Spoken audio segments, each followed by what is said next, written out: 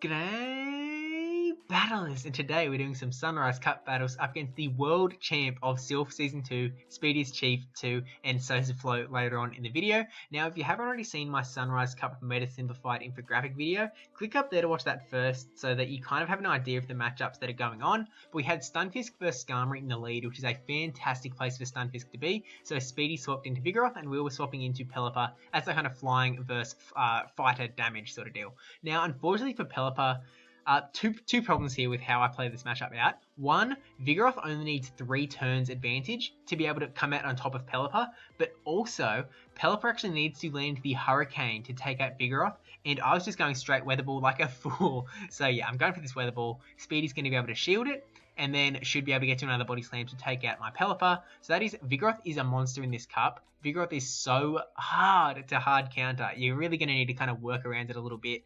Vigoroth is probably going to be a really good safe swap in this cup. I'm calling it now. So I bring in a Abomasnow just so we can try and get some energy up on the Abomasnow, knowing that we didn't really want to bring in Stunfisk because Stunfisk is going to be weak to counter. Abomasnow is also weak to counter, but we wanted to keep Stunfisk around for that Skarmory. We figured maybe if we bring in a Abomasnow, we can get some energy up. Skarmory will come in and we can get this. We can unload the energy onto Skarmory and then swap. Maybe I don't know. Maybe he's got something else in the back that is weak to Stunfisk. We're kind of hoping here. Yeah, really fingers crossed. So switching out into Swampert. So this is really not great for us. We were going to go straight for the Earthquake, but then we're like, no. Speedy's going to get a charge move off first. We're like, all right. We'll go for the Rock Slide instead, just to try and get it off before the charge move. But unfortunately for us, Speedy does get the CMP there and gets his charge move off first. So maybe it would have been, yeah, I think it would have been, well, it would have been worth going for the Earthquake instead. Unfortunately, we just didn't think we were going to get there and tap too early. But we bring in a Abomasnow and we're burning our shield now just because we feel like we have to at this point. We are definitely not looking good here, guys. We don't quite get to the Weather Ball, but he would have been able to shield it anyway. We almost got off the 2, but yeah. Swampert going to Hydro Cannon us away, and that is going to be GG's on game 1. And Speedy takes us out with a shield in tow. But we're going to come back, guys. Altaria versus Lugia. This is a really interesting matchup, and Lugia is a pick that I really want to have for the Great League. Unfortunately, it is a bit of a painful one. I think you need to like trade, get some like bad IVs for it to work.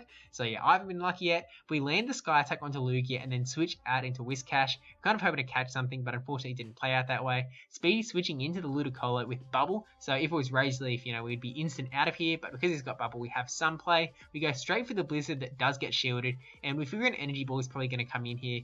Really, we should have gone for the Mud Bomb, maybe, but if we went for the Mud Bomb, then Speedy would know we had no chance of getting to a Blizzard, and then maybe we would have farmed up more energy. I'm not too sure, but I'm pretty happy with the play, and then switching to Altaria just to be able to farm. Well, I guess we can't really farm because we are worried about an Ice Beam coming from this Ludicolo, so we do shield there.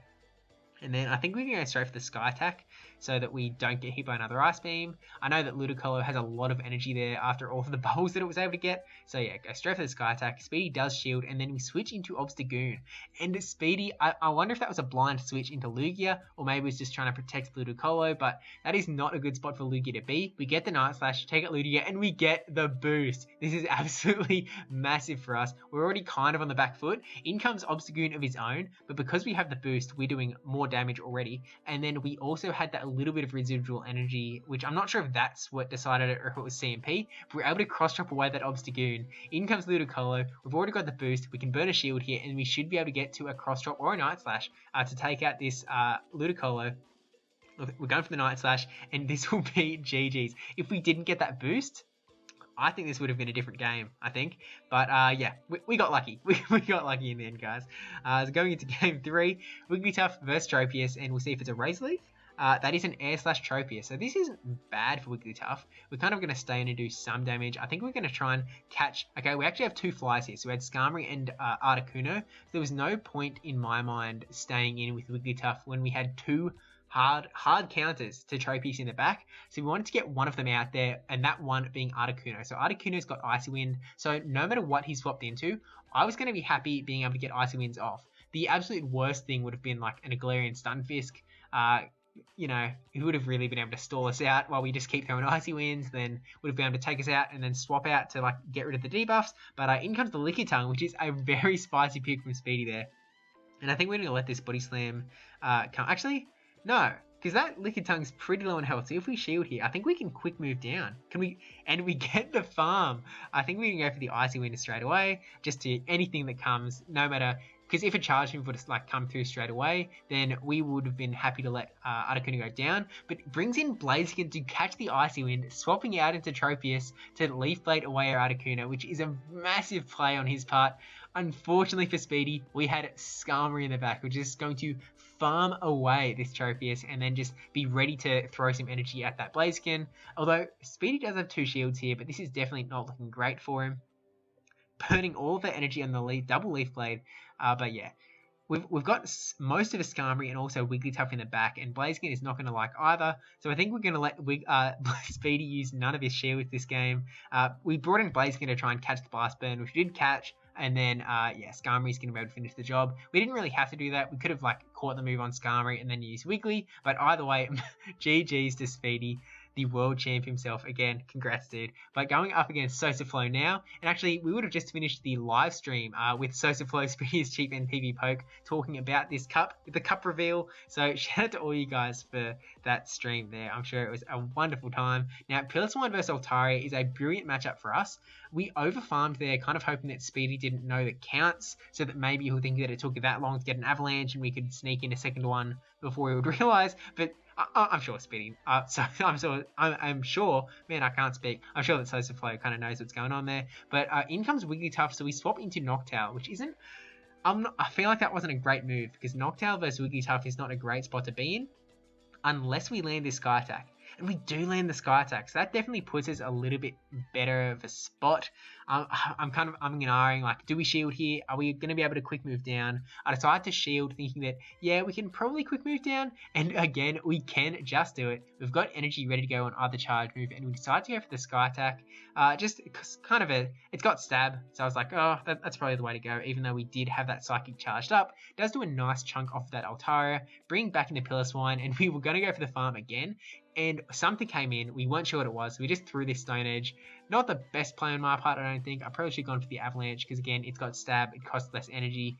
But I think I was just trying to kind of give myself some time to think. So we switch into regular Dragonite, get hit by a Night Slash, which does massive damage because Dragonite is not very tanky.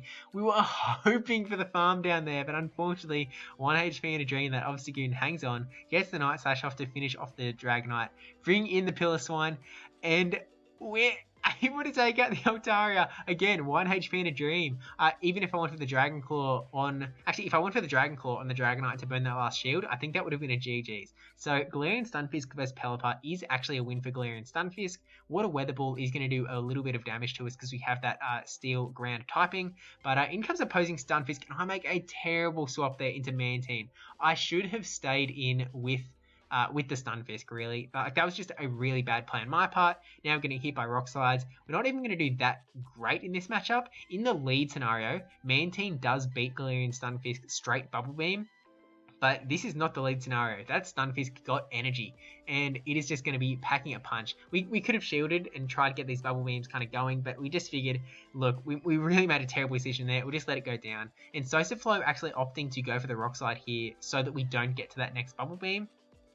And then it's going to bring back in the Galarian Stunfisk, go for this Rock Slide, hoping to threaten that it's an Earthquake, maybe burn a shield. And here's where we make mistake number 2 in this battle. We go for another Rock Slide before we could possibly be up to an Earthquake. I think I was kind of going like, oh, it'll do a little bit of damage, and then I can maybe bring Articuno in after he faints me down for the finish. But that was just, it was really silly. I don't think I realized how little Rock Slide did. We've thrown 2 Rock Slides now. If we just went for an Earthquake, we would have either KO'd the Stunfisk or gotten a shield out. Although, I guess this is going to let Articuno come in and get a little bit of farm. And oh man, SosaFlo going for the blind swap into Dragonite. Absolutely terrible for him. Going to give Articuno so much energy here.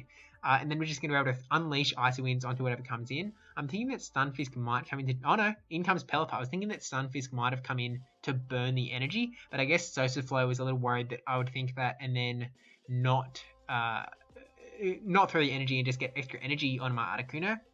So we're just going to throw Icy Winds on this Pelipper. Not really sure how this battle's going to go, but it looks like we are going to be able to take it out because he didn't shield there. I'm wondering if he's going to try and get to Rock Slide. Yeah, if he went for the shield on the Pelipper, I guess we still had a shield as well, so we would have been able to shield up a Water Weather Ball anyway. But I'm wondering if he was trying to get to that to the rock slide. But going to this next battle, we swap into Skarmory because we were not in a great lead situation at all with Obstagoon versus Wigglytuff, and SosaFlo swaps into the Galarian Stunfisk. This is so bad for us. We go for the Sky Attack just to try and chip some amount of damage here. We don't want to go for a Brave Bird too early because then we'd debuff ourselves. Maybe if we wanted to do that, maybe it would have been better to debuff ourselves with the Brave Bird so that we'd get taken out quicker. I'm not too sure. Also, by the way, I'm hoping that the birds aren't too distracting. It's like 6:30 AM right now, so yeah, the birds are out and saying good morning. It's happy sunrise, everybody. We're going for the Brave Bird now. Maybe too quick, but getting the shield off of SosaFlo, which I'm kind of mixed feelings about. Like, one, it's good that we got the shield, but it also would have been nice to get that damage off. Not that it would have been like any sort of finishing move. Actually, probably better that he did shield, because now we're going to be able to bring in Obstagoon and get some energy on the Obstagoon, and also going to just let any energy come our way. We know that Wigglytuff is in the back, so happy to let Obstagoon go down. Swapping into the Wigglytuff though, so we kind of clicked on this cross chop just as a panic, give us some time to switch out.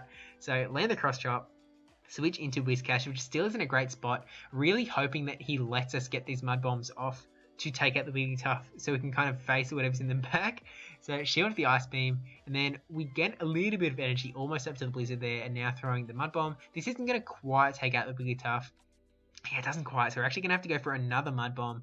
It's kind of hedging our bets as opposed to going for the Blizzard and it potentially being shielded, but that will take out the Wigglytuff, and then in comes the Obstagoon. So I think we're just going to go for the Mud Bomb here because we figure Obstagoon's charge moves would be coming through pretty quick.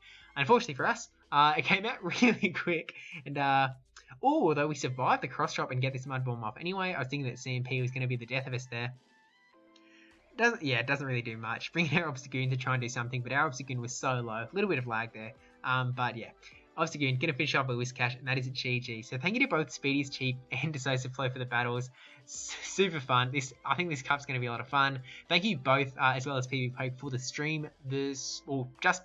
I'm uploading this video like as soon as the stream ends. So thanks for the stream, and thanks for hanging out in the stream for those people who did, and thank you for watching. Don't forget to like, comment, subscribe, especially that subscribe one, because we will be doing a lot of more kind of deeper dives into the Sunrise Cup as this meta goes on. Like, call me Battle Steve, because we're about to go vein jump in here.